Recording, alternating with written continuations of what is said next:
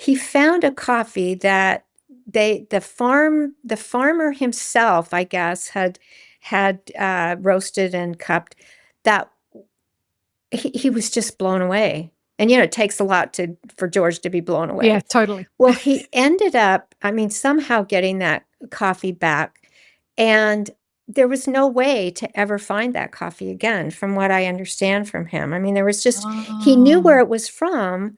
He knew this little sample, and even George, he knew how there's no way that he was going to be able to access that. Now, that story is so relevant for most people who have found these extraordinary coffees and then can't find them again, or they don't exist again, or they don't know how to get them again, or the logistics doesn't work again, or they can't bring them in on a backpack again, or their importer goes, I'm not doing business in that region anymore. Our monthly Map It Forward online discussion group is a huge success. Professionals from across the coffee industry come together to have real, open conversations about the challenges and opportunities we're all facing right now. If you've ever wanted to be a part of a serious, values-aligned community that talks about real solutions to the coffee crisis while meeting people from all over the world and across the coffee value chain, this is for you. It's part of our roasted coffee tier on our Patreon membership and will set you back about $20 a month. For this price, you'll also get early and ad-free access to the podcast, as well as access to our weekly Industry Insights blog post. Think of the kind of people that you've heard on this podcast. That's the caliber of participants and discussion you'll be contributing to. If the roasted coffee tier is a little out of your price range right now, there are two other options on Patreon that will give you the opportunity to support the work that we do at Map It Forward, and we're very grateful for that support no matter what tier you support us at. To join, head to patreon.com/Map It Forward and select the roasted coffee tier, or check the show notes for details. Welcome to the Daily Coffee Pro by Map It Forward, friends. I'm your host, Lee Safar, and this is episode 4 of a really wonderful 5-part series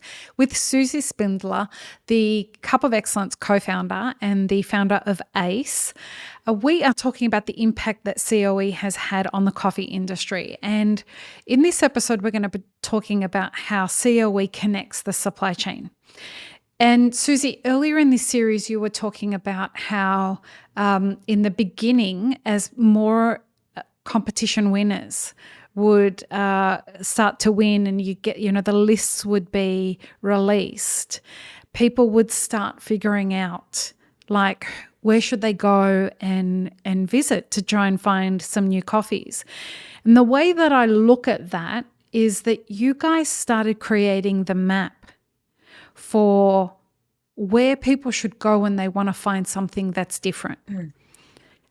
That map has really been the foundation for what shortcut essentially the coffee roaster being able to be more empowered and the coffee farmer being able to feel a little more seen when they had no idea how to go out there and find more buyers. Their business went from being just a commodity to now being a product that was being more valued. And now we get a whole different, it really, in my mind, was the genesis of, whether it was intentional or not, the genesis of what was the wine industry was doing a long, long time ago, where it was separating itself out from the everyday drinking wine to, the Bordeaux's, different regions, where people were starting to really find this fine kind of coffee. And maybe perhaps then it wasn't what it's become now, but it was what was the genesis for it becoming what it is now. And I think where we're at now is perhaps we've gone too far to the extreme. We've gone hyper specialty, and we've got these ridiculous fucking prices that we're seeing. And when I say ridiculous prices, I don't begrudge a coffee producer ever making any amount of money. What I do think is that $1,000 a cup is just gross. When we're selling coffee for that amount, it's no longer about the quality of the coffee. It's a marketing ploy. But what you guys were doing at the beginning and what you continue to do is something very different. You're trying to connect buyers and sellers with each other so that they can actually do a trade that elevates the both of them. Am I understanding that correctly? Mhm. Yeah, it's an I have to dive back into a little bit of a story here again. Yeah. And it's Awesome. both a cup of excellence story, but not. So years and years and years and years ago, George and I worked on a project for the State Department in the United States in Peru. This was well before Cup of Excellence was ever brought to Peru. And it was right at the beginning, maybe in the early 2000s. I think Bolivia had come on board, possibly. But um, so George and I worked in Peru. The State Department wanted to do a program called Coffee for Coca, which I chuckled Okay. at that one. They thought that they could substitute coffee growing for coca growing. It was an anti-drug program. Well, both George and I thought that was insane, but we came in, and it was a couple of months project where we would come back and forth. And the upshot of that story was that George went one way, I went another. I saw a bunch of infrastructure. He went, and we went and visited farms via helicopter. I mean, seriously, coffees were being delivered via mule and donkey. The Wow. industry was in complete disarray. The exporters were controlled, very, very much controlled. There had been land reform. All kinds of things were just a mess in Peru. But George found a coffee, as George can do, as he Mhm. was out in the hinterland of no man's land. He found a coffee that the farmer himself, I guess, had roasted and cupped. That he was just blown away. And it takes a lot for George to be blown Yeah, away. totally. Well, he ended up, I mean, somehow getting that coffee back. And there was no way to ever find that coffee again, from what I understand from him. I mean, he knew where Oh. it was from. He knew this little sample. And even George, he knew there's no way that he was going to be able to access that. Now, that story is so relevant for most people who have found these extraordinary coffees and then can't find Mm. them again, or they don't exist again, or they don't know how to get them again, or the logistics doesn't work again, or they can't bring them in on a backpack again, or their importer goes, I'm not doing business in that region anymore. So the infrastructure development that was in place, and I'm not saying Cup of Excellence has solved a lot of this, because importers now just buy what they're going to buy, and a lot of stuff is now spot anymore, where they were working with roasters and buying Cup of Excellence and bringing it in and doing the importing for them. But they're not doing that now, except for in Japan with Wataru. But that was so telling, that even in terms of this incredible, extraordinary quality out of Peru, that George found, it was not available really to Mm. buy, right? So Mhm. now, I mean, in 2017, Peru finally, after years and years and years of trying to get their politics together, and who got to do it and who didn't get to do it, and which country, which government, was going to pay for it, and how these political organizations were going to come together and not fight each other, they finally brought Cup of Excellence into Peru in 2017.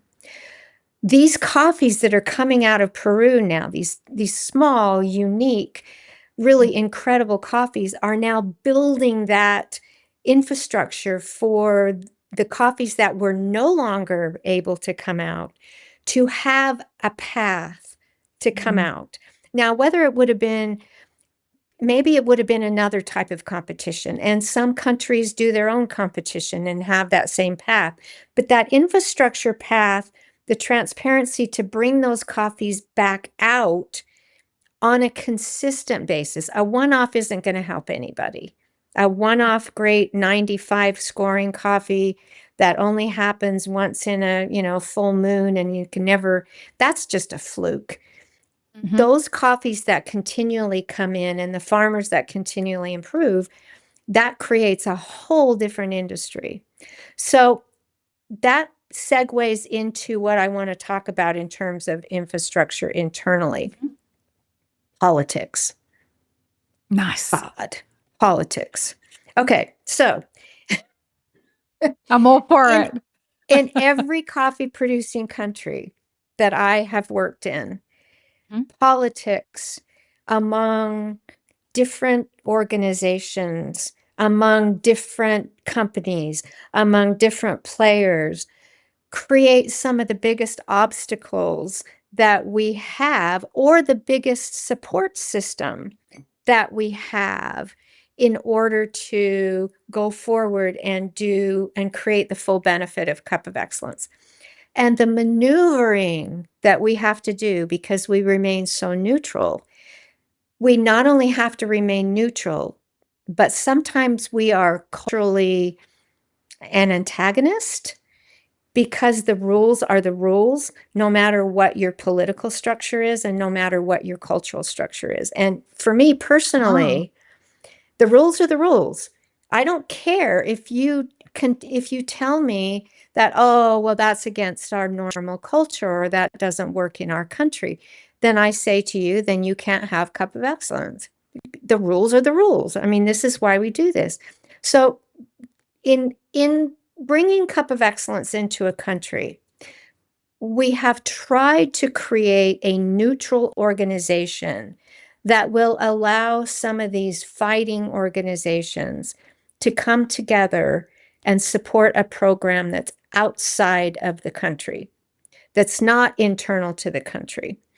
And in many cases, by doing that, we bring people together in, let's say, an organizing committee. Oftentimes it doesn't work. And so you have the exporters fighting the government agency, fighting the nonprofits, fighting this, fighting that.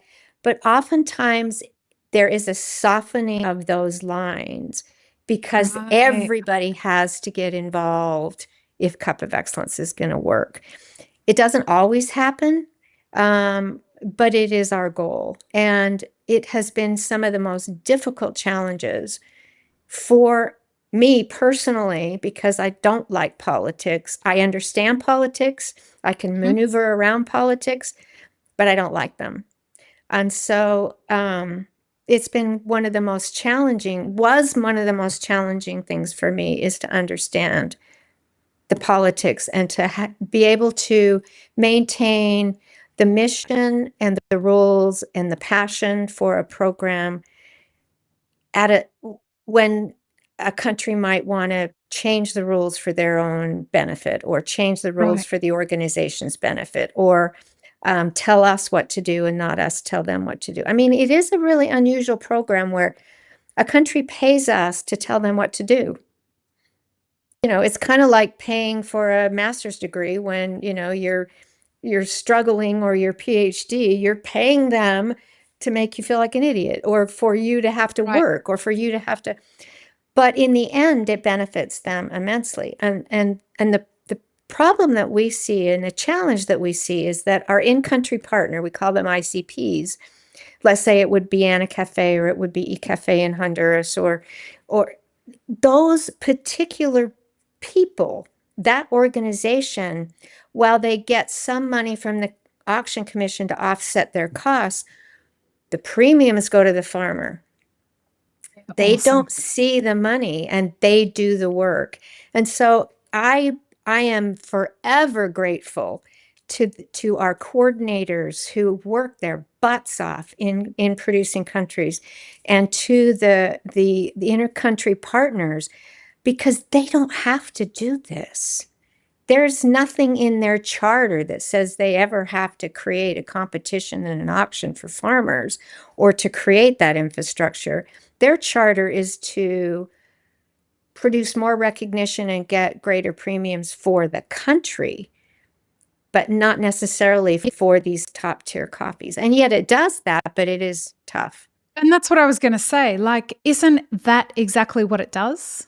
Yeah, it does, but try to tell somebody that's just worked 3 weeks and is, like, not able, yeah, I Right. mean, so you've got individual, boards of directors that maybe the rule says you can't compete, or you've got Ah, individuals that can't win, and they don't understand why they have to put forth their effort to help, or to, focus on a farmer that maybe is a small farmer that has no political clout in that country. I mean, there have been issues in every coffee, not everyone, but in some of the countries where the farmers that win, they can't. It's just the conundrum of you need an export license, or you need to be of this group, or you need.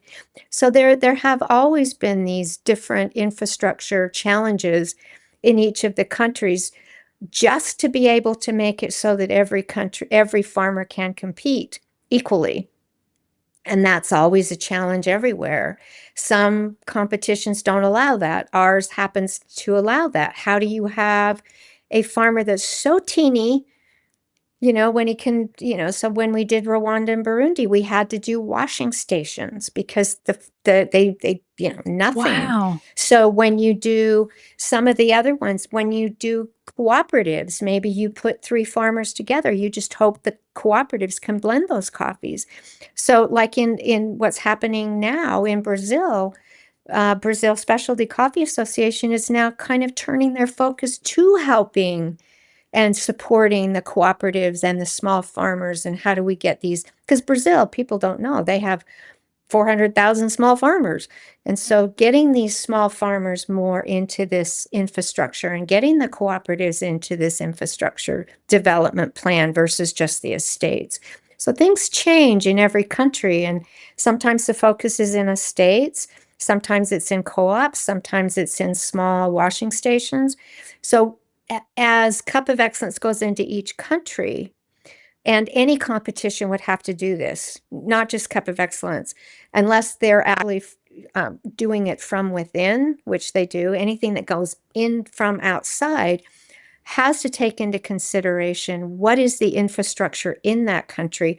How do we support all of the farmers? How do we create a neutral spot for the co-ops to work with the private sector, to work with the government, to Mm. work with the. So it's fascinating, and I love it, but I hate it at the same time. Well, and it sounds complicated. And one part I love about the part of it connecting everybody and it being a competition with regards to the complicated nature of it is that everybody that's in that ecosystem gets visibility into some level of that complication. And this is where I think something like this really does bring the industry together and does connect people who are buyers or people who are witnessing what's happening with this really do get visibility into understanding that nothing is as easy as it seems for a farmer to get their coffee to a buyer. I don't know how, before Cup of Excellence started, I don't know how many of these buyers would have found their way to people in other countries because social media wasn't around. Mm-mm. How would Social it was media a wasn't. completely different time. Yeah, I mean, we asked once what was the biggest change in Bolivian coffee production, Mhm. and the biggest change was cell phones. Not surprising at all. And so, Technology. yeah, when I first started traveling internationally, I didn't have a phone that could. I mean, I had to dial back out of the hotel, and Yeah. now, you've got. I mean, it's just like connectivity possibilities are endless. There's no excuse, really, for except for that the farmers are not. I mean, obviously that we still have connectivity issues in some of the producing countries, but if you want to know what's going on in coffee producing countries, you can find out. before you couldn't find out. We were No. actually, in a sense, we were kind of the conduit for what's going on. So oftentimes, if there was a disaster in one of our countries, many of our members would come to us and say, can you reach out and see if this is okay? What's going on here? What's happening? What can we do to help? Because we had tentacles in there all the time. And so now it's not like that. People can reach out on their own. Obviously, they know exactly what's going on. But so that's kind of infrastructure. I think that obviously the importers created. You have to, most of the roasters had to have importers. I mean, there was just that middle They of the, still do. the Yeah. exporters, importers they serve They an carry the incredibly risk. critical Yep. role in moving coffees and making sure that they're packaged properly and getting them out. And so anybody that thinks that they can just go it alone is just nuts. You just can't, either on the producing country side or the roaster side. Yeah. And on that note, we have one episode left. And in the final episode, we're going to really dig deep into the challenges of developing the program into the future, because there are some. We are in a coffee crisis. No one's getting out of this unscathed. And Cup of Excellence is certainly one of they're also going to experience some issues with this coffee crisis. So join us for the last episode of this series, folks. Peace, love, and peanut butter. Have an amazing rest of your day. This episode is part of a 5-part series produced by Mapper Forward. Check the full playlist and guest details in the show notes, as well as how you can support our work in the coffee industry. Become a premium YouTube subscriber, explore our Patreon and any brands we've partnered with to bring you this podcast. Please don't forget to like, share, and subscribe. It really does help us grow our audience.